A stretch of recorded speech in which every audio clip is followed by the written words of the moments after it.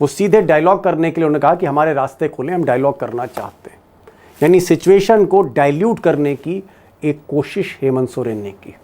अब दोस्तों, मसला सिर्फ झारखंड तक सीमित नहीं था, मसला कर्नाटक में था, जहां सीधे सीधे कांग्रेस की ही सरकार है, बहुमत की कांग्रेस की सरकार है, और यहां पर भी बीजेपी विपक्ष में बहुत स्ट्रांग है। पहले बीजेपी की सरकार थी और आज भी मुख्य विपक्षी दल बीजेपी है। अब खेल यहाँ यह था कि एग्रीकल्चर विभाग को लेकर कुछ नौकरियां थी, नौकरियों में कुछ गड़बड़ी थी, जो झारखंड में, बाकी स्टेट्स में, और यहां भी छात्र जो थे आंदोलित थे, एक बड़ा प्रोटेस्ट प्लान कर रहे थे।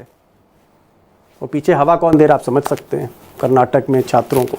लेकिन यहां भी अजूबा हुआ, यहां पर जो कर्नाटक के मुख्यमंत्री यानी कांग्रेस के जो मुख्यमंत्री हैं डीके शिव कुमार, ये 2 कदम आगे निकले और इन्होंने क्या किया कि बजाय प्रोटेस्ट बड़ा हो, सड़कों पर हो जाए, ईंट से ईंट बजे,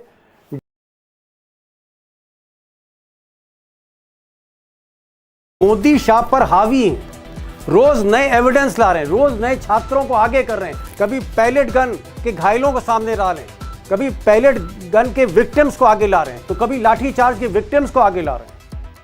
राहुल गांधी जो दिल्ली में दबाव डाल रहे हैं सरकार पर, वो झारखंड में खुद गिर जाएंगे, खुद उन लपटों से गिर जाएंगे आंदोलन की, जहां उनकी सरकार है। और दोस्तों, पर्दे के पीछे जो भी खेल हो सकता था उसमें तो वैसे भी अमित शाह माहिर है।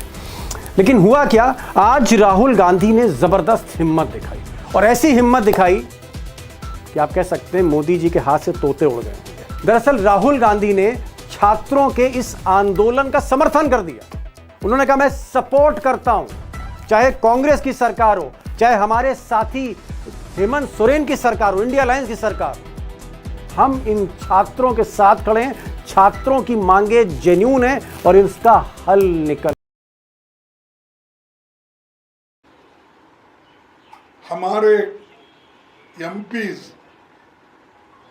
जो राज्यसभा मेंबर्स हैं, वो पूरे लोग चेयरमैन साहब से मिले। चेयरमैन साहब से भी ये विनती की गई, भाई हमको प्राइम मिनिस्टर का माफीनामा और होम मिनिस्टर का स्टेटमेंट, सिर्फ ये 2 ही चाहते हैं। उनको सदन में बुलाइए, डायरेक्ट करने लगाइए, डायरेक्शन दीजिए, ताकि वो बात पार्लियामेंट में रखे और पार्लियामेंट के थ्रू देश के जनता के सामने ये चीज़ें चले जाए। ये छोटी जो उनके कंट्रोल की बातें हैं, हम कोई आकाश में क्या चल रहा है, क्या दुनिया के कोने में। रविशंकर प्रसाद का कहना है कि जब सदन काम करेगा, बहस होगी, तब आएंगे और जवाब देंगे। लेकिन सदन तो इसी बात को लेकर नहीं चल पा रहा कि अमित शाह सदन में नहीं आ रहे। अगर बीजेपी को बहस का इंतजार है, तब फिर 15 दिनों से बहस क्यों नहीं करा सकी सरकार? रिजिजू कह रहे हैं कि जो मुद्दा खत्म हो गया है, देश उससे आगे बढ़ चुका है, उसे लेकर रोज एक ही नारा लगाते रहते हैं। लेकिन कौन सा इशू खत्म हो गया है? राम मंदिर में चंदा चोरी और छात्रों के साथ हिंसा का मुद्दा अभी कैसे खत्म हो गया? रिजिजू कहते हैं कि विपक्ष चंदा चोरी को लेकर ड्रामा कर रहा है। कमाल का तर्क है, चंदा चोरी करने वाले ड्रामा तो नहीं कर रहे थे, चंदा चोरों के बारे में बयान मांगने वाले क्या ड्रामा कर रहे हैं? कांग्रेस सांसद गौरव गोगोई ने ट्वीट किया कि संसद के गलियारे में अमित शाह की गुमशुदगी के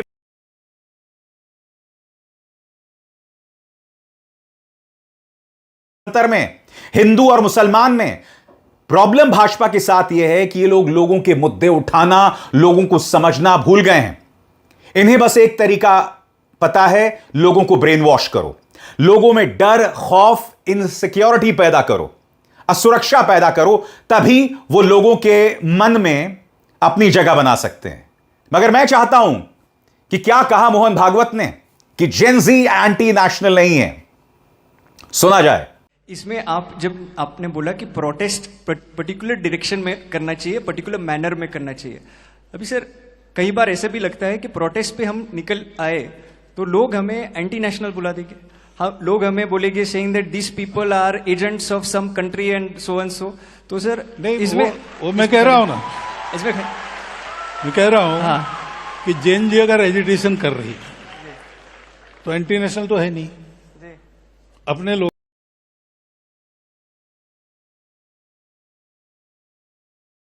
तक न्याय नहीं मिल जाता, हम अंत तक इनके साथ लगे रहे। अब एक सवाल, जो ये जितने ये यूट्यूब वाले इन्फ्लुएंसर दिख रहे हैं सब आपसे पूछेंगे कि ये सब जो खरीदे हो, एक डब्बा बिस्किट, इधर वो ब्रेड और जैम और दुनिया भर की चीज, और शाम को जो बिरयानी खिलाओगे या चावल दाल जो भी, वो कहाँ से आता है? स्थानीय लोगों के संपर्क से हम उनसे वार्तालाप, ये सब पूछेंगे आपसे, हम हमें भी पूछना पड़ेगा। वार्तालाप करते हैं। ये भाई हैं, हाँ। ये हमारे स्थानीय लोग हैं। बताइए आप क्या क्या लेते आए हैं? हम लोग अभी बिस्किट, पहले चाय, नाम बताओ टोस्ट। अपना। मेरा भीमा शंकर सेठ है। आप हम यहीं के रहने वाले? यहीं के रहने क्या वाले। करते हो आप? यहाँ पे हम पढ़ाई कर रहे हैं। अच्छा, तो आप इस आंदोलन का हिस्सा भी हो? हाँ, हम हिस्सा भी हैं। अच्छा, चलो बताओ अब कि आप क्या लेके आए, उसमें कुछ लेके आए हो आज आप? हम बिस्किट और चाय और टोस्ट, ब्रेड और अभी और कुछ नाश्ता आने वाला है। तो ये कहाँ से लाए? अपने पैसे से लाए, लोगों से लिए, कैसे हुआ ये हम लोग का मदद कर रहे हैं लोग भी, और हम लोग का दोस्त भी मदद कर रहे हैं। तो जैसे आप लेके आए, तो आपका और जुनैद का क्या नाता है कि ये इसी काउंटर? आपको बताता हूं भाजपा क्या कर रही है। भाजपा इस कदर बौखलाई हुई है ना। प्रयागराज में देखिए दोस्तों, फिरोज गांधी की समाधि पर श्रद्धा सुमन अर्पित किए जा रहे हैं। क्यों? क्योंकि फिरोज गांधी राहुल गांधी के दादा हैं और भारतीय जनता पार्टी कह रही है कि राहुल उनको याद नहीं करते हैं। तो इसमें आपको क्या तकलीफ है, यह सवाल पूछा जाना चाहिए। तुम लगातार फिरोज गांधी को गाली देते रहे, उनके धर्म को लेकर, उनके मजहब को लेकर उन्हें मुसलमान बताते रहे। आज देखिए किस तरह से मोहब्बत उमड़ी है, देखा जाए। इसका मेंटेनेंस ठीक से हो, मेंटेनेंस के बाद ये भी इसका ध्यान दिया जाए। देश की जनसंख्या बढ़ रही है कि घट रही है? देश के स्कूलों की संख्या बढ़नी चाहिए कि घटनी चाहिए? और जहां पर जो स्कूल चल भी रहे हैं, हजारों की संख्या में तो ऐसे स्कूल हैं सिर्फ एक शिक्षक के सहारे चल रहे हैं। कहीं पर पंखे नहीं हैं, कहीं पर हमारी छोटी छोटी बच्चों के लिए शौचालय नहीं है, ये सब चीज़ें नहीं हैं। तो मतलब बिना शिक्षकों के वो बच्चे कैसे पढ़ेंगे? अगर बच्चे पढ़ नहीं पाएंगे, गरीब बच्चे सरकारी स्कूल का ही उनका सहारा होता है, प्राइवेट में वो पढ़ नहीं सकते हैं।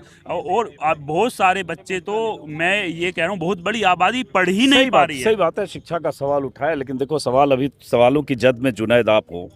जैसा कि मैंने कहा कि 5 दिन पहले यहाँ कोई चमन चोपड़ा नाम के एंकर आए थे और यहाँ से बहुत ललकार कर गए कि यहाँ जुनैद बिरयानी वाला नहीं है। नाम उनका चमन चोपड़ा इसलिए बोल रहा हूँ कि नाम उनका लेना नहीं चाहता हूँ।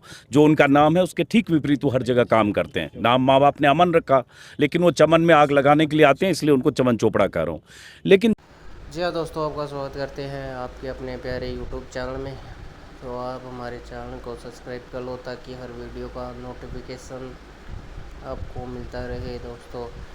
तो अमित शाह जो है वो लगातार विधानसभा से गायब होते जा रहे हैं दोस्तों। उनको आखिरी बार जंतर मंतर प्रोटेस्ट हो रहा था तब वो आए थे और उन्होंने स्पीच दी थी। उसके बाद जब लाठीचार्ज हुआ उस दिन से लेकर आज तक अमित शाह का कोई ठिकाना ही नहीं है दोस्तों। जो अमित शाह ये बोलता था, अमित शाह और मोदी दोनों का ही ठिकाना नहीं है। जो अमित शाह बोलता था कि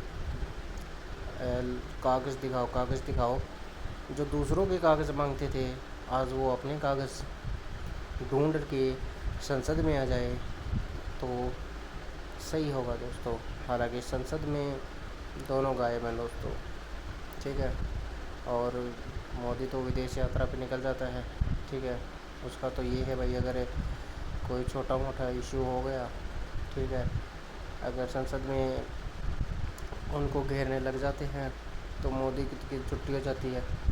56 इंच का सीना वो तो गायब हो जाता है। और फिर हमारे नकली चाणक्य, उनका तो पता ही नहीं वो कहाँ है, उनका नहीं पता वो कहाँ है संसद में, ठीक है। तो अब वो गायब हो चुके हैं दोस्तों। और मीडिया उनसे सवाल नहीं पूछेगी क्योंकि मीडिया उनके तलवे चाटती है दोस्तों। ये जितने भी न्यूज़ चैनल है ये इनके तलवे चाटते हैं। और इनको बढ़ावा कौन देता है? बढ़ावा आप ही देते हो। आप इन लोगों की न्यूज़ चैनल देखना बंद कर दो, ये सवाल पूछना चालू कर देंगे। ठीक है, तो यही है दोस्तों, अगर आप इनसे सवाल पूछोगे तब जाके ये संसद में सवाल पूछेंगे, मंत्री सवाल। आप इनके मीडिया चैनल आप बाइकआउट करो इनके। ठीक है, अब आप खुद ही तलवे चाट रहे हो इनकी, तो इसमें क्या कर सकते हैं दोस्तों हम लोग।